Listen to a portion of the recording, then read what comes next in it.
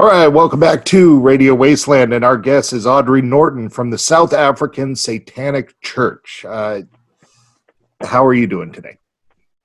I'm doing fantastic, thank you. How are you guys doing? Good. You know, awesome. Given our different time zones and the fact that, you know, I'm a big fan of scary things in general, and a lot of those things include the term Satan and Satanism, which of course we'll go over what that really means. You know, I've entertained interviewing a Satanist, but I never thought it happened for me at 9 a.m. Yeah.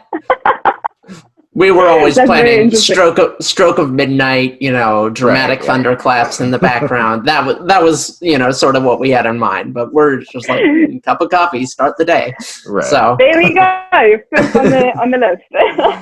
Yeah. So what time is it there for you? So right now it is 6 p.m. in the evening. Okay. Well, that's a little better. Yeah. Huh. Yeah. Okay, so, you know, I guess we should start off by explaining to the audience and ourselves in general. We're going into this somewhat blind. Of course, we researched you a bit, but, you know, what is the South African Satanic Church? So the South African Satanic Church is a non-profit organization that we've started largely to combat the misconceptions about Satanism that is out there in South Africa. We follow Satanism and our dogma and doctrine we've adopted is the Satanic Bible written by Anton LaVey. But the main part of the organization is to combat the satanic panic within South Africa, as well as to educate people about what above board Satanism as a religion is. Okay, well then, I guess that moves us really quickly right on to the question. Yeah, a lot of stuff to talk about. What is Satanism as a religion? You know, I think a lot of our listeners will not necessarily know. They have most of our listeners are in the U.S., so they'll have 1980s satanic panic. People in robes and goat skulls sacrificing children or whatever. So what is Satanism really? Yeah, so Satanism in its essence is the honoring and belief within yourself.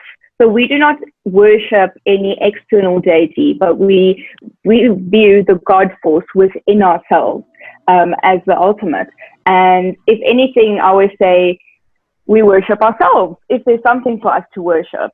Why we view it as a religion, though, is because there are certain practices and rituals and ceremonies that we practice, as well as our devotion to the understanding of the self falls into a form of religious practice for us. And so really Satanism is saying, me, myself, I am the God force within myself, and it is my goal to be the best version of myself. In a nutshell, yeah. So is this I mean, you say religious, but is it? So, yeah, why we view it as a religion is also, if you look at the term religion, it is the devotion to a subject. So there's deep devotion, following something with a deep devotion. And we see the study of self, the expression of self, something that we follow with deep devotion, and that there's continuous practices like ceremonies and rituals for the empowerment of self and to learn more of the self. And so that's how we follow it as a religion in that sense. I see. So tell us a little bit about Anton LaVey, you know, and why the interest in this via Anton LaVey. I mean, he's the basically I don't know what we would call him in this situation, you know, the L. Ron Hubbard of this situation, or the architect of the book. Yeah, L. Ron Hubbard might be an unflattering comparison. Yeah, but I can't think of somebody else who wrote a book in this regard that people would take on as a belief system. I know it's probably not the best candidate. No, I mean, Anton LaVey, I think the most Satanists who follow Satanism through reading the Satanic Bible in that sense would be the founding father of Satanism in that way. I mean, the Church of Satan was started in 1966 and the Bible, I think, was written in 1969. And it really put Satanism into that spectrum where there is sort of the 9 satanic statements to follow, which is the morals and ethics term for Satanists, but also explain Satanism in a term where people could say, oh yes, I resonate with this way of being. This makes sense to me. I can follow this. My personal experience with it was very much reading it and realizing that this is what I've based my life on my whole life. And now I know why I didn't fit in with any other form of religion and why this is working for me. And so how we view the Satanic Bible is really, that's the easy way for you to see if you are a Satanist or not a Satanist. I was saying earlier that you are born a Satanist. And one of the big misconceptions is that we are trying to convert people into becoming a Satanist. Mm-hmm. And I don't think that's even possible, because you are either going to resonate with Satanism or you're not. And for me, that is something that you've probably known for most of your life, that you're either not fitting in. And then when you do read the Satanic Bible, you're like, oh, this makes sense to me. So Anton LaVey, to me, and I think most people in our organization, is that founding father of Satanism, the one that paved the path for, let's say, the black sheep to realize we also have somewhere to fit in. I see. So, when he wrote this, when we think of a satanic Bible, we think of the Necronomicon, or we think of the Book of the Dead, or the antithesis of the Bible, and I think we all have assumptions about what's contained in this book, but what is contained in this book? So if it's not necessarily a spiritual text, I mean, is it a self-help book?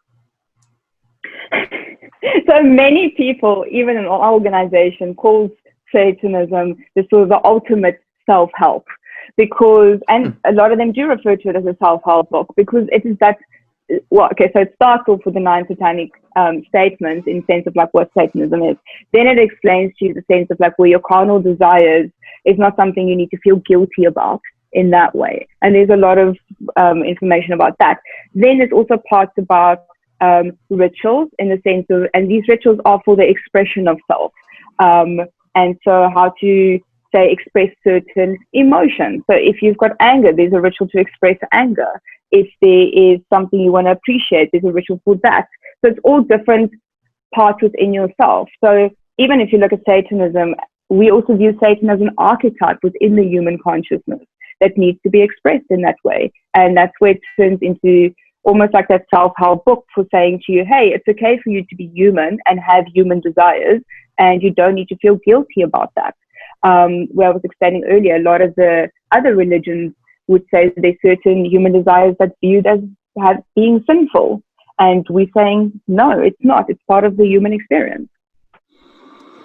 Yeah, so I got the impression a little bit earlier that maybe a big part of Satanism, and correct me if I'm wrong, is like sort of deprogramming some of the negative beliefs people might have from other religions. Not naming any names, but No, but that's very correct as well. It is very much a sort of deprogramming is the correct word from other religions. And so a lot of people would say, were you, say, for instance, in another religion, and then you rebelled, and now you're a Satanist? And that was not at all my experience, and it's also not the experience of the people in our organization. If you are in a certain religion and you say, I want to now convert, like again, you can't convert to Satanism, but now I'm following this, we're going to say, do you perhaps have religious wounds from your other religion? And because this is not necessarily rebelling against the religion, it is opposing certain things it's saying, in the sense of where it restricts your humanness and your expression of self. But it is not, say, against another religion or a way to rebel against another religion. Yeah.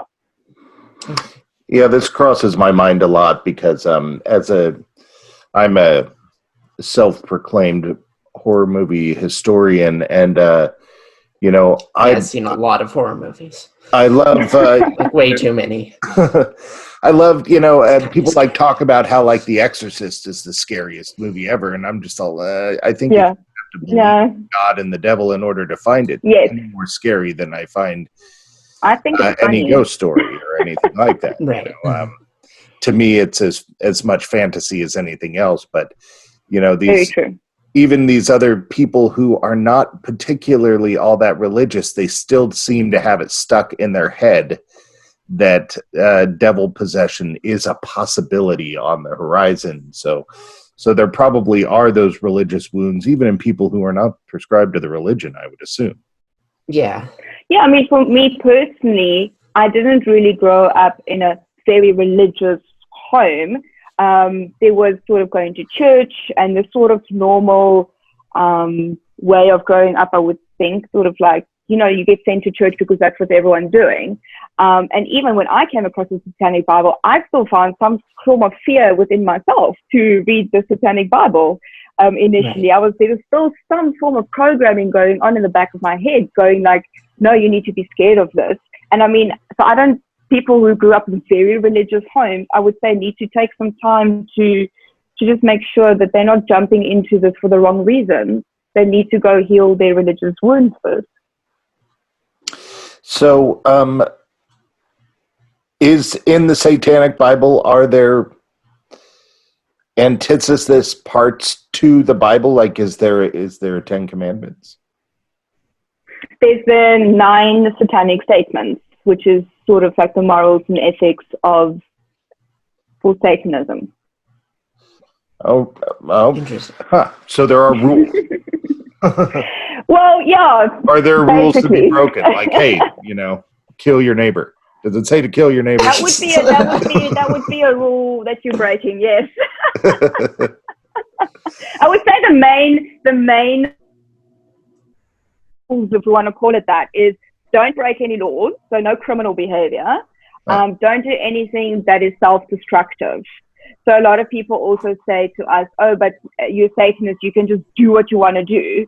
And we're like, no, because if it turns into behavior of self-destructiveness, then it's not going to work. So like one of the things would be indulgence is one of the things that Satanists really, we enjoy food, we enjoy drink, we like to indulge, but not to the point of compulsion. So it says indulgence, but not compulsion. So if you're going to, say, drink alcohol, we're not saying drink until your life is falling apart, because that would be compulsion again.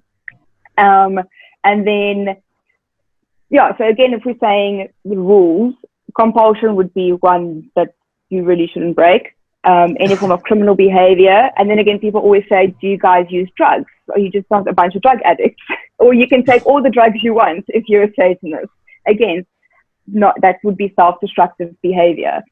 Drugs is obviously self-destructive in certain ways. And then, no animal sacrifice, no human sacrifice, no drinking of the blood, indulgence of the other one is, one of the big statements is also responsibility to the responsible. Meaning, even though, yes, it's a very free type of way of living, and there's no guilt in that sense, but you are still responsible for your actions, and you are responsible for the consequences of those actions, be that positive and consequences that you want to have, or negative because you messed up.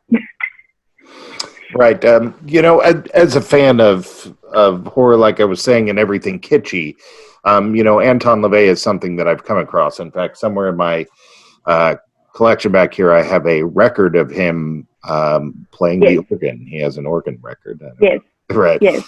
So he was an interesting character. Now, he displayed himself or portrayed himself as being a showman. Somewhat debaucherous. He seemed to sort of play this up a bit in his portrayal of himself, often being photographed in his black robe with his beads and maybe 2 topless women or something like that. Yeah. Are you guys debaucherous? I mean, that's going to be a question that initially passes people's minds. Yeah, so we get a lot of interesting questions like that. Again, saying like, are you having sex orgies? Are they naked women lying on the altar like Anton LaVey did? I don't know. That's pretty much where I'm going with this. Yeah. So please say yes. we don't host those types of situations. I mean, if there are Satanists out there that wishes to do that, by all means do that. But as an organization, you're not going to come to one of our socials or rituals or ceremonies and see a naked woman on an altar. We're not, that's just not what we stand for. But he was definitely, in my perspective, also the ultimate showman. He played Satanism up in the 60s. And also, remember, 60s, 70s is a very different time back then. People were very much also rebelling back then. But he was definitely, to me, that ultimate showman that could really like put something out there and make a whole show or production of it. And even if you look at his earlier years, I mean, he very much in his early years, he was in a circus, and then he was playing the organ at Saturday night parties type of situation. And so he really turned Satanism in that time into a big production. And I think it was also to create awareness in some sense, that he chose to do it in that way. But where we are now in 2020, no, we're not necessarily hosting sex orgies and putting women on altars. I see. So you guys had the video of why not just call yourself atheists, and yeah, you know, a lot of people, for a lot of people that's a good question. So why not just call yourself an atheist? I mean, yeah, atheism means that you don't believe in a God. In the sort of biblical religious sense. So why not? Yeah, of course. So yeah, I've actually made that video after a lot of people just saying, just call yourself an atheist, call it a day and get on with your life. It's like, why are you doing this?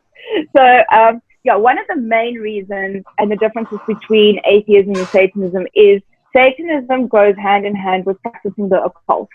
And we practice the occult for the empowerment of self in the sense of learning more about the self in that way. So occult, again, is anything that is unseen making it seen. So that would be meditation, tarot. We have seances. Certain aspects to our rituals and ceremonies have occult links in that way. And we take that belief of self really quite far to deep devotion. And for me, that is that big difference between atheists and Satanists, where atheists are going to say, this is my life on earth, and when where the Satanist says, I do know there's more to life.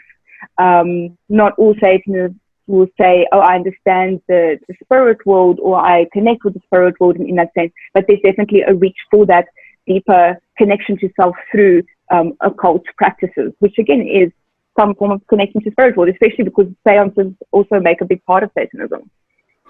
But isn't a belief in tarot and aura and seances, isn't that somewhat a belief in a higher power? Interesting. Yes. So a lot of people actually ask that. So that's not really the belief in something that is higher than you. It is something that is on the same level of you, just something that you cannot see with your physical eyes. If you understand that sort of hierarchy, how people see it. So I'm a psychic and I'm a medium. And I grew up that way. I've never not seen it.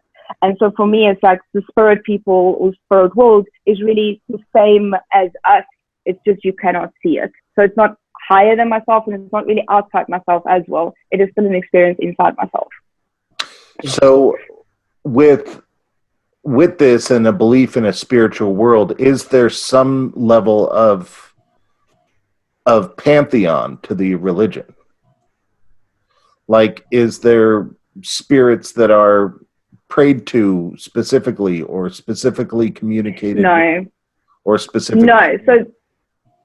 No. So there is none of that sort of worship of anything outside. So there's no real spirits that's being called in or spirits that's being called up, or that people have also said you're invoking demons. Like, no, none of that. I don't even believe in demons, to be honest. And I can see some of the spirit world. But there's none of that sort of, there's no putting offerings down for them or trying to invoke them or to call them in or in that way. Even just when you're having a seance, it's really just about connecting what is already there. Okay, well then here's the real challenging question, I think. And that is that, Christians call themselves Christian because they believe in Christ. You obviously don't believe in Satan. No. So why call yourself a Satanist? Yes, we had a rehearsal with this one. Get ready to answer that again. No, technical I issues, answer this on a listeners. daily basis that I answer this question. So, right. So if you look at the term Satan, and the direct translation from Hebrew, so Satan would be the Hebrew word, and you do the direct translation from it, it means the opposer. And so Satanism is the opposer of any form of religious tyranny. So anywhere where a religion will tell you you are bad for having certain carnal desires, or you are sinning because you wish to be a certain way of person, Satanism is saying, no, we are opposing any restrictions put on the self in that way. And you are free to be yourself and be the whole version of yourself. And that is where you get the term Satanism, opposed to religious tyranny. Right, but you obviously, and I'm being challenging for the sake of an interview. No. I don't have any biases one way or the other, but you're obviously, or what would seem obviously, challenging some of these Christian belief symbols. You have a pentangle, which can be argued is occult or witchcraft, but it's occult, really and maybe older than Christianity. But around your neck, you have the goat's head, which no, that's actually the sigil for Lucifer. Oh, okay. Ooh, cool. It is cool. Behind me, though. The goat's head. Oh, I see. Yeah. Well, I'm not coming down on any of this, but it does seem to be in direct opposition to Christianity. Well, the direct opposition to Christianity is actually a lot of things. In this way, I don't see Satanism really being the direct opposition to Christianity. It is definitely challenging a lot of the views to Christianity. But again, then you have to say, are we opposed to Christianity? Because if you want to be the opposite, you're obviously having, there's a lot of things that would be obviously the opposite of Christianity. But if you're the opposite of Christianity, that would say that you probably have a problem with the Christianity or any other religion.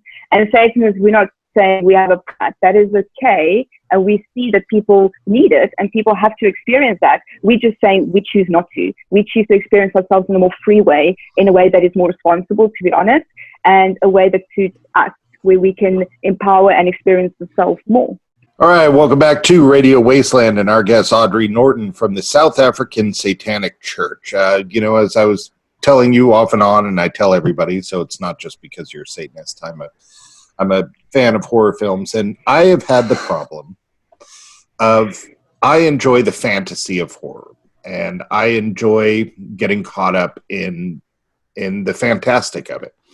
But I find it difficult to find other horror fans to be friends with, because when I go to hang out with them, they're taking it a little too seriously.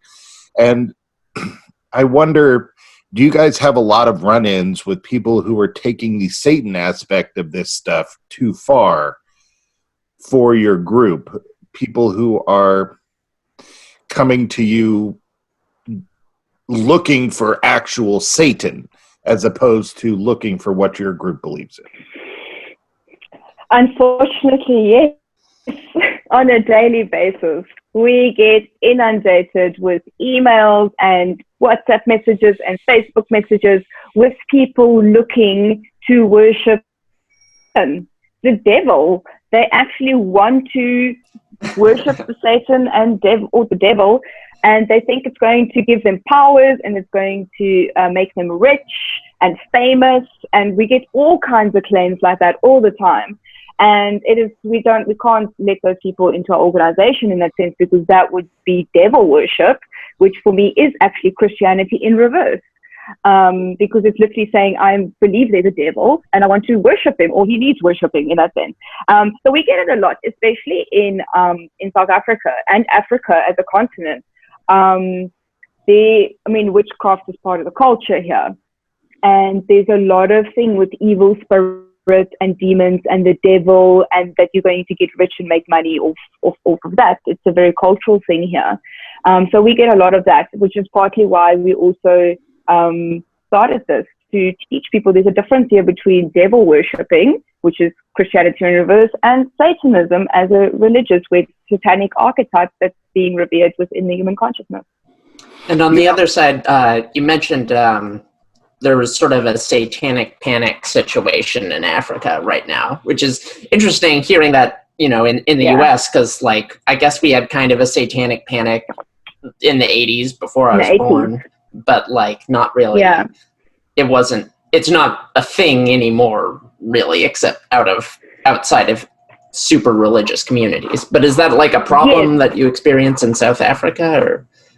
Yeah, so the satanic panic kind of went from America and it infiltrated South Africa in the 80s and the early 90s in that way. And then it kind of sort of faded out a little bit. And then, a lot of, because witchcraft is very much part of the culture in our country as well, there's a lot of misconceptions and misunderstandings here. And there's been not a lot, but there's been some murders in South Africa that has been claimed to be satanic or from a cult base. And that's sort of where the satanic panic started to get hyped up again in that sense. And it's very unfortunate because obviously murder is it's got nothing to do with Satanism in that sense. There's no such thing as a satanic murder or an occult murder really, or even what do they call it, a satanic abuse. There's no real abuse. There's no abuse in Satanism. But there's always an underlying sense of satanic panic in South Africa. You know, sorry, I keep going back to movies. I can't help it. But this movie has actually come up for us a couple of times. A movie from the 70s called Martin that's about a guy who thinks he's a vampire hunter hunting a guy who thinks he's a vampire. Okay. But neither of them are actually that. Do you ever get worried that somebody is going to come after you thinking that they're doing something good for their religion? I mean, is it dangerous to be a Satanist in a world of fanatical Christians? It's an interesting question. We get death threats a lot, to be honest. We actually had a really intense situation just earlier this week as well. We have found, generally speaking, though, since our organization has been registered in South Africa, and we're actually a registered religious organization, and it's in our constitution that Satanism is a religion that is allowed. So our freedom of religion is quite broad here.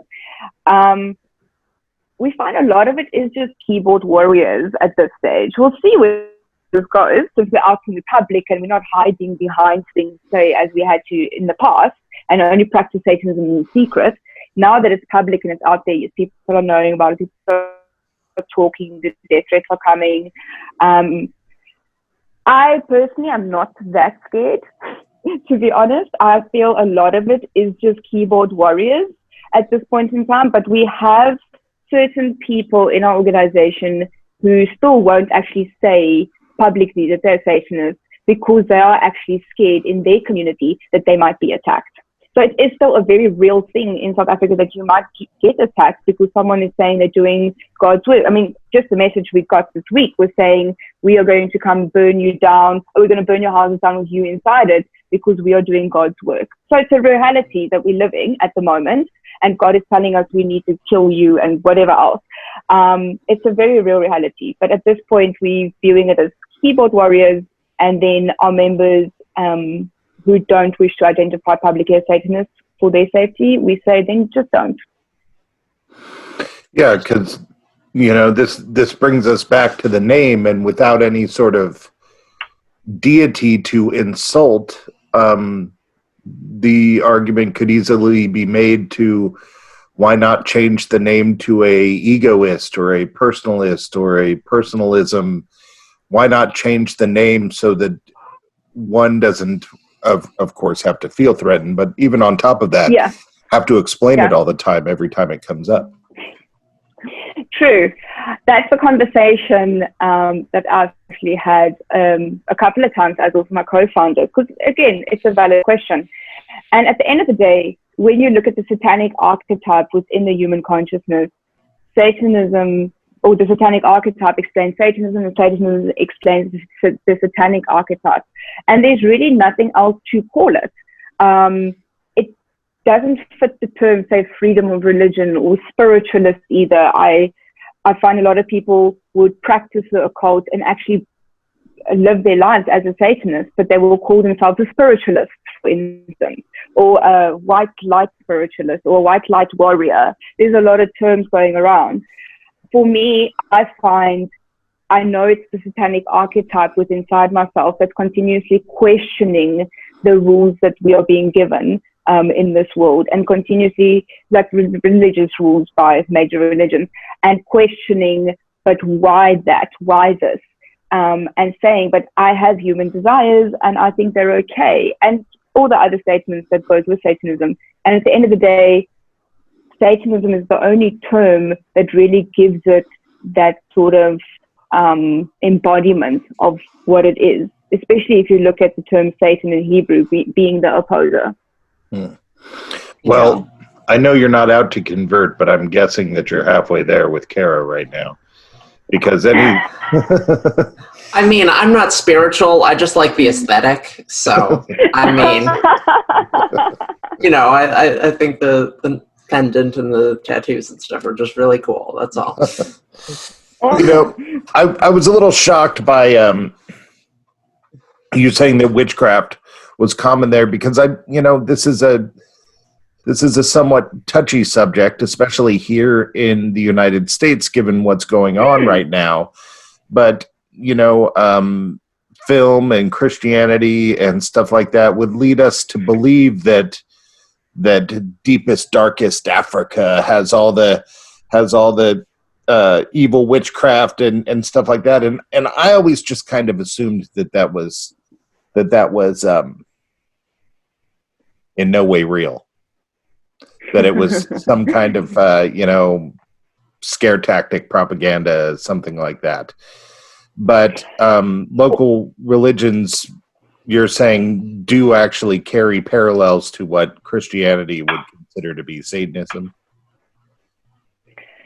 Yeah, what Christianity would think, and devil worship, definitely. Yeah, so if you look at it, we have the African traditional religion in South Africa as well, which is the sort of revering of ancestral spirits and that sort of way. And that's where witchcraft is very much part of that religion as well. And then obviously you have some pagan roots as well that come through in Africa. And then there's witchcraft with that.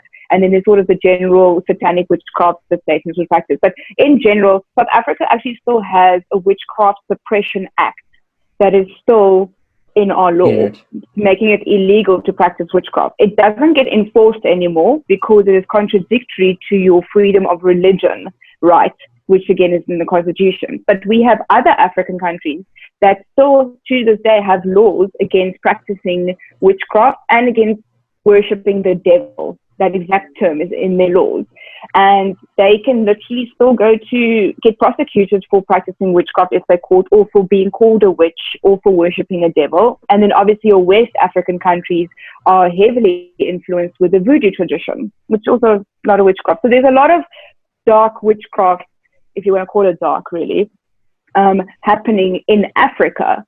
And it's very much part of cultural heritage, I guess, if you can call it that. So when it comes to occultism, I realize that there's no belief in a God, but there is a belief in a spiritual aspect of life. So when it comes to occultism, mysticism, and Satanism, is there an aspect of occultism that's considered evil and taboo and to stay away from because it's dangerous? Nothing I've come across, no. I think you need to approach the occult with respect, in the sense of I am opening doors. Opening doors within myself. I'm laughing at that because that's what people always say. You mustn't open doors within yourself. In South Africa, that's a big thing. I don't know about you guys, because you're going to find demons. Mm-hmm. So just don't talk about anything. Just keep quiet and don't say that. But yeah, the occult really is about opening some of those doors within yourself and realizing more of yourself. But no, I mean, after all the experience that I've had working as a psychic as well, there's no real dark places or demons or anything like that that's going to hurt you. So here in the United States, we have a satanic church, and I'm wondering how big is this? Is this a name that's prescribed to individual cells, or are you all part of the unholy Roman conglomerate, or you get what I'm saying? Is it a larger group of which you are a cell, or are these sort of individual groups eventually coming together? Is the belief system connected? Yeah, of course. So, yeah, I know I'm familiar with the Satanic Temple in America, as well as obviously the Church of Satan. And so we are not affiliated with either one of those organizations.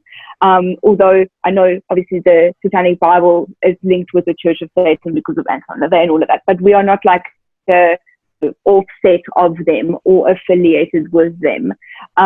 Largely, the easiest way for us to just get registered as a religious organization in South Africa was to do our own thing and register it ourselves as our own entity. Otherwise, we wouldn't be getting registration. Interesting. And what comes with registration? What is the purpose of registration? Is that just for nonprofit to be able to deal with monies and events and those sorts of things, or is there something else that comes with registration?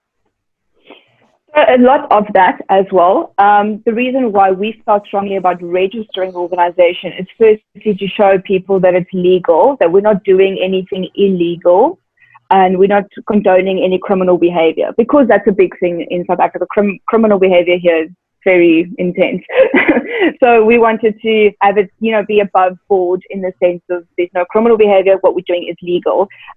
We also wanted it to be something more official in the sense of being recognized within the country. And then obviously for the money, working with money and organizations and donations and all of that. Yeah. Right. Yeah, I was just wondering if there was, because that's not a loaded question here in the United States. The main reason why a religion would register themselves as a religion is for nonprofit purposes and to be able to easier deal with money, Yeah, no, of course. I have a thing. Yeah, go for it. Yeah.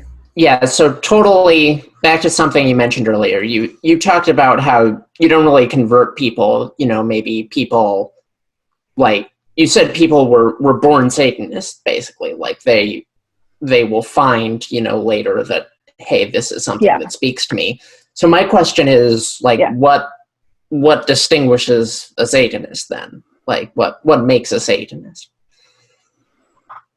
Okay, so I think one of the first things that stands out about a Satanist is the continuous search for knowledge. There's always wanting to find more information or the truth or the bottom line of something. There's always a desire within inside yourself to learn and discover more, not necessarily always just about yourself, but about the world. So you're not necessarily going to fall into one way of viewing something and saying this is the only way, or you come to conclusion. Main identification part of a Satanist in that sense. It's like very sort of scientific view of looking at life and being very open-minded in that sense. And also the other part for me of it is as well as wanting to almost take care of the vulnerable parts of our world, which for me is children and animals, and viewing the sort of innocent in that sense, but also the purity of it. Because in the Satanic Bible, actually, that's what I'm getting to, it states that animals and children are the closest connection to the source energy. They're the most pure, and therefore they should be kept safe at all costs. And I think the animal thing for me is a big thing in how it's another one. I always feel that you are responsible for your life and not something outside of you in that way. Interesting. So that's the sort of person for whom the Satanic Bible, Satanism, the Church of Satanism would also that whole part of you that's continuously questioning, where do I fit in? Why am I here? What is happening in the world? Or I don't feel like I fit in. Why am I the black sheep perhaps? Or questioning a lot as well. That's also where you're going to come across and be intrigued by the Satanic Bible. You know, you just referenced Anton LaVey talking about a source energy, and, you know, this sort of leads to some sort of belief in a higher power or something like that. And this is a thought that's gone through with myself. You know, I'm not in any way religious or Christian or any other religion, but people ask me, "Oh, so you're an atheist?" And I'm all, "No, I'm agnostic." And they say, "Why?" And the thing that I've come to as to why I'm agnostic is because I might believe in a higher power. I'm not sure. One reason that makes me think that I might is I kind of do believe in a cosmic right and wrong. And if there is a cosmic right and wrong, who's the one that defined it? So, you know, with the source energy and belief in a right and wrong, is this belief in a right and wrong just solely human experience, like, don't eat the berries because the berries will kill you? Or is it a cosmic right and wrong? It's definitely the way I'm seeing it, in a human sense of right and wrong. And you decide for yourself what is right and wrong. And then, like I said as well, that doesn't mean you can go break laws and be a criminal, but you are the judge for yourself of what is right and wrong for you, which would, again, be individual to everyone. And so you practice as a medium or a psychic. Yeah. So both. Throughout your life, I'm assuming that you've had other jobs. Has it been difficult to get jobs when people know that you're a Satanist, or do you get pushback on a daily situation? Yeah. So basically, I have been self-employed my whole life. I've never actually worked for a boss. I've never been the type to work for a boss. Another part of it being a Satanist is that you are a leader and that you lead yourself in that sense. And so I've never had to really be an employee in that way. And so that's never really been something that's been a problem. Well, I'm jealous in that regard. Yeah, that sounds nice. I do have a pentagram tattooed on my back, though, but it's for different reasons. Oh, awesome. Interesting. I was in a band called the Heathens, and that was my band logo. Oh, cool. Awesome. A lot of fun. But ours was more a religious devotion to rock and roll than it was a religious devotion. I like that. I like that a lot. And I definitely... Yeah, a lot of... Yeah. Go ahead. A lot of what? No, I was just saying a lot of Satanists are also artists and musicians and all of that, because I think being an artist, you want to express that part of yourself as well. You say it's like a religion to rock and roll. Right. That's a big part that we also admire within ourselves. So as a religion, do you have masses? So I know, of course, Anton LaVey had something called the Black Mass, which people actually a lot of time ask us, are we going to have a Black Mass? No, we as an organization don't. We're not really. We have baptisms, and we have reverse baptisms, and we have weddings. We haven't been asked to do a funeral yet, but if that's the call for that was, we'll be able to do that. And then we've got Bible study where we discuss the Satanic Bible, and social gatherings and that sort of thing. So not really like a mass in that sort of the way you would know it. Yeah. But you have events and stuff. Yeah, we do. Satanic potlucks. Something like that. Yes. So funeral actually brings up a very good question. Yes, it does.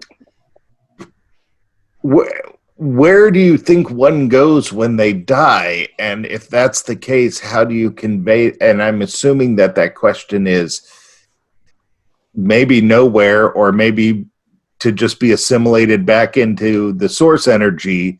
And how do you convey that at a funeral? So, like, do you say they were here and now they're not? You know, it's like... I like that. Well, the way I would look at it, definitely is the sense of having a ceremony in which there's a celebration for the person's life here on earth. Being a psychic medium, I understand that you transcend the physical into the non-physical, and then there is that sort of joining of source energy, becoming more aware of yourself. Think of it as you're an onion, and the source energy is actually inside of you. And as you leave your physical body, you're sort of just becoming more aware of the source that is within you. And that it would be the source energy that we're referring to here. But I would say, if I had to do a funeral, to be more of a celebration of the person's life that they had here on earth, and focusing more on that than, say, where they're going afterwards. So the source energy is more like people have maybe equated something like that to being like a swarm, that when you go back to it, that you're basically assimilated into the swarm to get repurposed into existence and the energy of existence, and not necessarily a reincarnation, but a repurposing. Well, I don't know. Purpose puts too much thought behind it to be. I don't know. It is a confusing topic. I can answer that for you from my psychic point of view. Okay. It's really the view that all Satanists have, but I have my own personal experience having seen of energy, just higher dimension, not higher hierarchy, but just a different dimension of energy in that sense. And that is we connecting with that source that's inside of you, which is all of you. And that's where you say, I'm enlightened in that way. So I would say you can't be enlightened on the physical plane, because the frequency within energy required for enlightenment won't be able to be sustained within the third dimension. And I'm going very scientific here, I know, but that's sort of, when I view energy, I view vibration within it, and the vibration isn't going to match. The vibration of enlightenment and the vibration of the third dimension doesn't work together. But so when you leave your body, you're sort of connecting to that part of yourself. And from there, you get to decide if you want to reincarnate into Earth or not, if you want to stay there in that state, in that spirit state. But it's definitely, from my experience with psychic again, the sense of having spirit chooses to reincarnate many times on the physical plane for the experience of self. I see. So, that's not too different of a belief system than a lot of people have when it comes to afterlife and energies and stuff like that. Were your parents Satanists? True. No. No. Well, I mean, that's the way it works in other religions normally, Yeah, of course. No, to be honest, there was definitely a sense of interest. My dad definitely had a sense of interest in the occult, but also utterly petrified of it. So there was like this half, like, I want to be interested in it, but I'm also really scared of it. So there was that sort of situation of like, don't play with a Ouija board. But also it's very interesting, sort of growing up with that type of situation. And where my mom, I just remember growing up with her, she was just saying like, Halloween is about devils, don't do Halloween, it's a big devil situation, like don't go there, don't even dress up. She had that type of view. Where now, my dad's crossed over, but my mom is becoming very open to the idea of Satanism. She's learning a lot. She's watching a lot of the videos I'm making. She's definitely very intrigued by it in that sense. She's very supportive of the organization we've started. Just 2 days ago, I was saying to her, I'm so tired of these death threats. And she was like, don't let the people get to you. You know what you're doing. You're intelligent. You can get past this. And I was like, oh, that's very supportive. Well, that's sweet. That's really awesome. Yeah. So she's very cool about it. But she's not a Satanist, no. Well, that makes me think of here in the United States, our president, who most of us aren't fans of at this point. He's got this whole war on Christmas. Stop the war on Christmas. I personally think we need to stop the war on Halloween. I think Halloween needs to stop being a sexy drinking holiday and go back to being scary costumes and really being what Halloween's supposed to be. We have enough sexy drinking holidays. We need Halloween to be Chauncey's a Halloween purist. I am a Halloween. Pisses me off, man. How many black cat girls do I need to see on one Halloween? You know, There's nothing wrong with black cat girls. Or sexy nurses. Right. Yeah. Okay, black cats is maybe acceptable. Okay, maybe I'll back that off. But the sexy nurse, that's a no. Okay.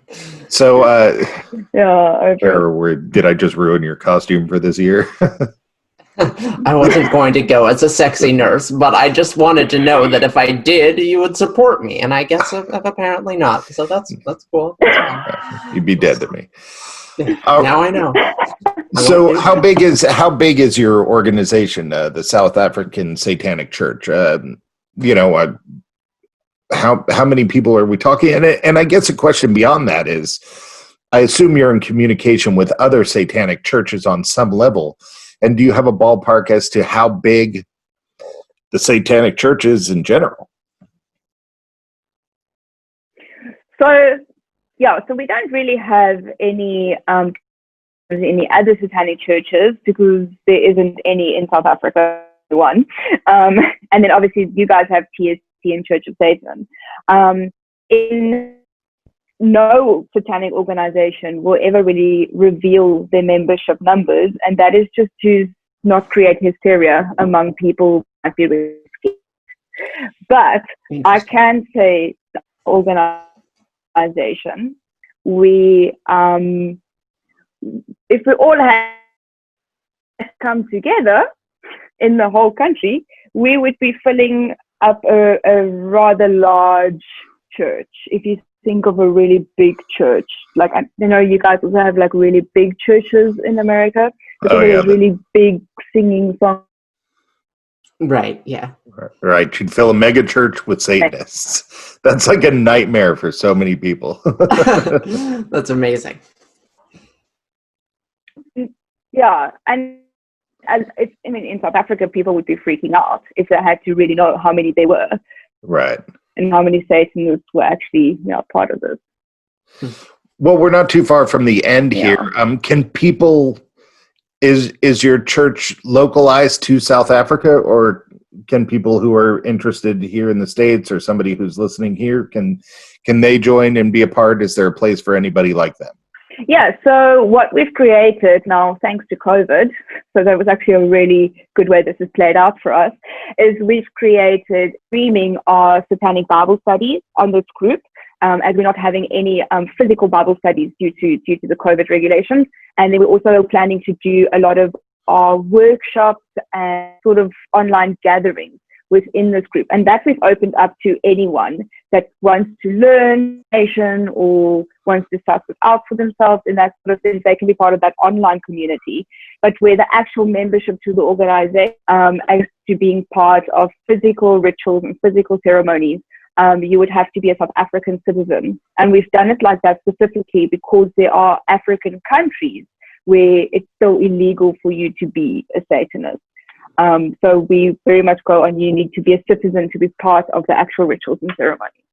But the online group's open to anyone who wants to learn. And so where would people find out more? Best would be to have a look at our website, which is satanicsa.org.